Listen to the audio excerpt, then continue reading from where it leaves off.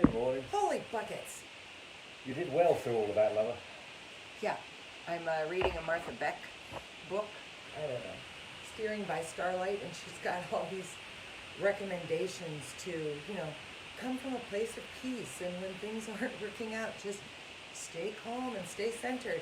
And as non-intuitive as that is to my instinct, It was working. because calm and centered is not my natural state, even when everything's working. It worked a little bit today, a little bit. Welcome to Daily Dose. You can tell we are back home in California, as my friend Nicole Churchin says, on the set of Daily Dose. So it's good to be home. Yeah, It is. I mean, it's easy to come home in September when the weather's still beautiful and everything feels good. So happy to be home, happy to have gone. Dr. Mary, what in the world, this is poorly centered, I'm sorry, you're being edged out. What in the world were your big takeaways from California? And please be appropriate. It was nice to see Quinn. It was great to see Quinn. He has a very nice little life. He knows some really nice local restaurants. If you ever had a crepe with creme fraiche, no, what did we have? Pastry cream. Pastry crepe. A dessert crepe has got to be the way forward. It was good. We did have some really good desserts. I'm going to make a shout out to a place called Pop Pops in Yes. San Diego, where we spent some of our time. It was also amazing dessert. Yes. Okay, so dessert was not the big takeaway I thought you were going to discuss today. Not that dessert is not valuable. Well, you told me Working to be, up? Okay. I'm working up. Okay, I'm work doing up the some more, positive please. first. So we went to this conference called Secret No, Love. All right, what else do you want me to talk about? we weren't going to name things.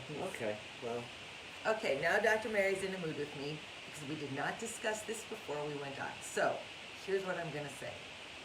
From my perspective, we went to a conference that didn't work out for us. Do you agree? yes. Yes. But what worked? We met some people. I feel like this is such a bust. We are really out of sync. I'm sorry. So we had lunch with a couple of individuals who There were we go. absolutely fantastic, and they're going to be guests on our show, and you're going to understand how fantastic both of them are. Yes. Could we please discuss the piece that I found most interesting, which was neither one of them uses AA. They have tried it at various points and have stepped away from it for different reasons.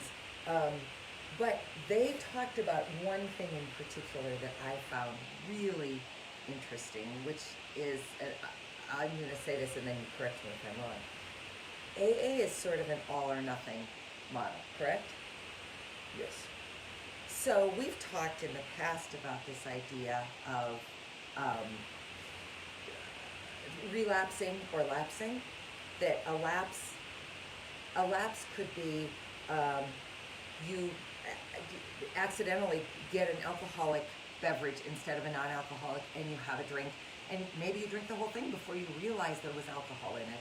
That's a lapse. A relapse is, right back to where you were, maybe worse, correct? Yes.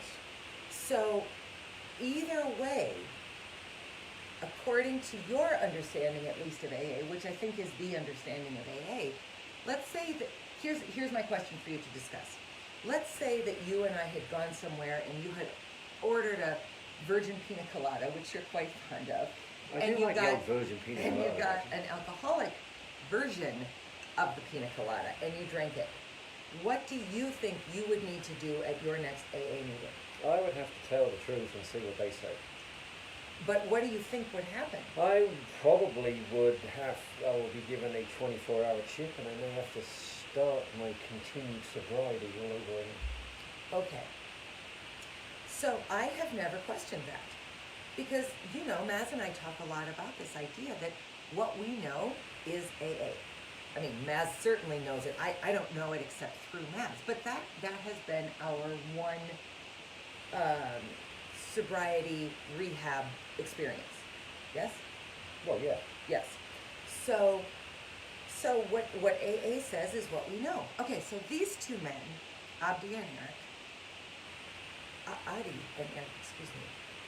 Eric both said this. Yeah, that all or nothing doesn't work. Where else in your life do you fail if you are 98% successful? If you get a 98% on a test, 50 points, 100%, 100 points, 50 questions, 100 points, you get one wrong, and you get a 98, that is an A+. Nobody says, well, because you got one wrong, it's a 0. Nobody. There's no other point in your life where it's just an automatic yes or no. Correct? Yeah. So why in the world would you penalize someone who is working so hard to stay sober for having one error? I love that idea. It is a good idea. I mean, I didn't do anything but AA because it worked for me. I was one of these people where it did work. And, you know, it does, you do quote the fact how many days of continued sobriety you have. And I never really questioned it. I mean, it works. It doesn't Because work. how many days sober have you been today? What's the date? 28. So 4 years, 7 months, 3 weeks and 3 days. There we go. And Adi and Eric had a general sense of how long they had been sober, but could not do what you just did. And I'm not trying to throw AA under the bus, or Maz and I had a lot of conversations about this. I'm not trying to force him to think of a different system as better or something he should pursue. AA worked for him, as he said. Okay, back to you. I'm sorry. Well, this notion, and one of the things they do is they tell people that it's, you know, I mean, before it gave a fantastic example of you trying to lose weight. You lose 20 pounds, but then you're back up 2 pounds. You don't start again from trying to lose 20 pounds. You just say, oh, you've lost 18 pounds altogether.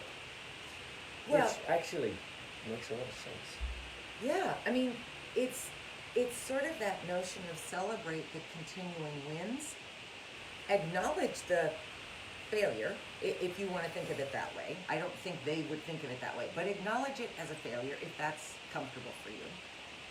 And start back on the success, on the wins, as opposed to all the way back to 0. So think about the game Candyland.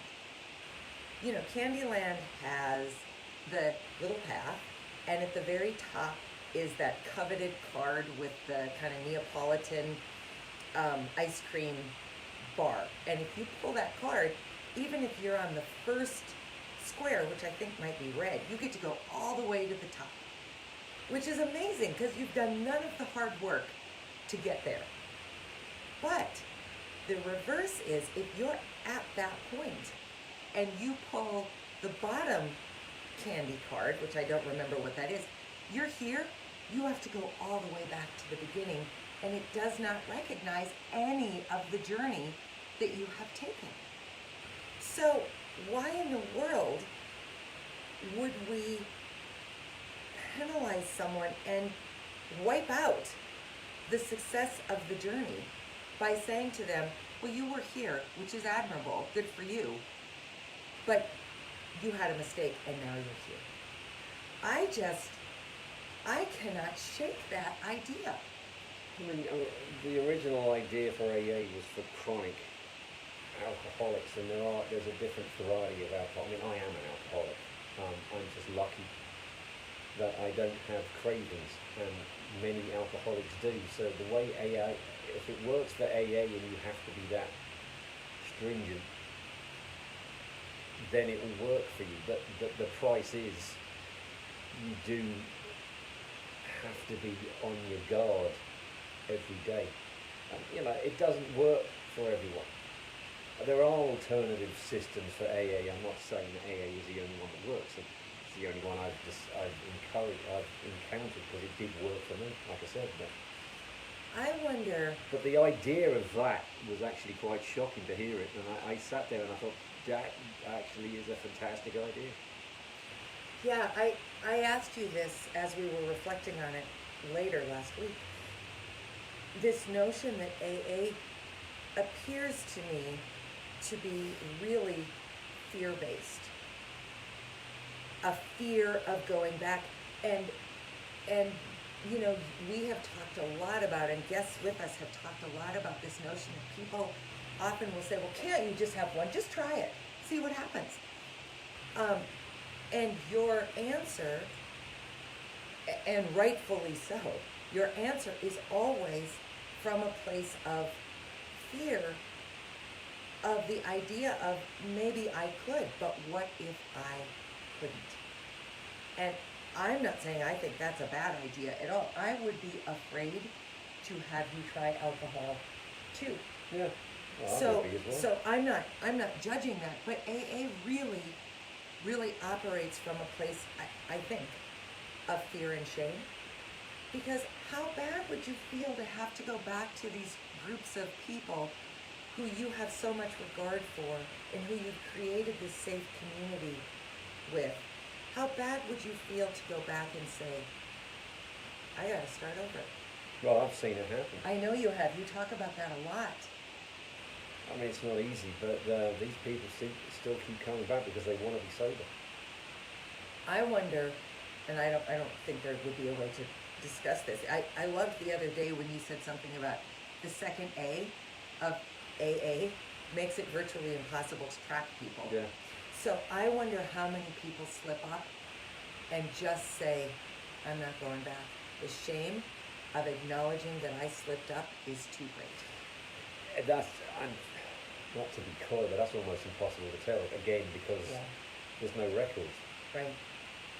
Like I think about, you had a student who came with you to one or two meetings early on in Daily Dose.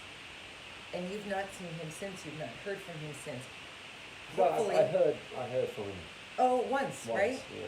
Hopefully he's gone on to success.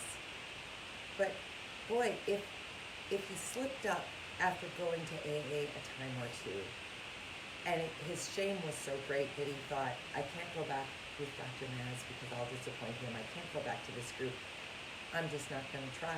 That's a real shame. Well, he wouldn't have disappointed me even in the No, rest, but he might have thought that. I mean, Yeah. don't you feel if you lapsed or relapsed, wouldn't your first instinct be that you've disappointed your sponsors, that you've disappointed these people who have been in this journey with you?